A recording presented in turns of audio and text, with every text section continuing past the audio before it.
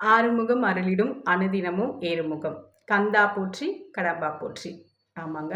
முருகரை பற்றின ஒரு பதிவு தான் நம்ம இன்னைக்கு பார்க்க போகிறோம். இப்போ முருகருக்காக எல்லாருமே தைப்பூச விரதம் இருந்துட்டு வந்துட்டு இருக்காங்க. சில பேர் 48 நாள் விரதம் இருக்காங்க. சில பேர் முடியல அப்படின்றவங்க 21 நாள் விரதமும் இருக்காங்க. சரிங்களா?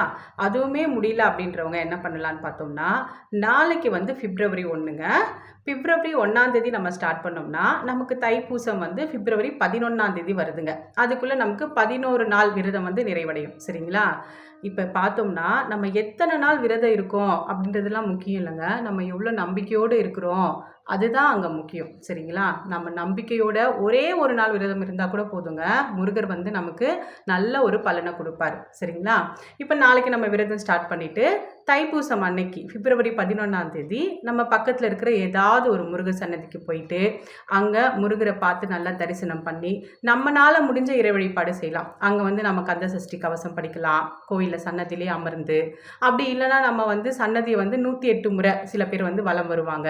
இல்லைன்னா நம்ம ஒரு 6 நெய் தீபம் போடலாம். அந்த மாதிரி நம்மளால் முடிஞ்ச நம்ம மனசுக்கு என்ன படுதோ அது மாதிரி நம்மளுடைய வழிபாடு செஞ்சு நம்ம விரதத்தை நம்ம முடிச்சுக்கலாம். சரிங்களா? எதுவாக இருந்தாலும் நாம நம்பிக்கையோடு செய்யணுங்க. நம்பிக்கை இருக்கிறவங்க நம்பிக்கையோடு செஞ்சு பாருங்க, நல்ல பலன் கிடைக்கும். நன்றி, வணக்கம்.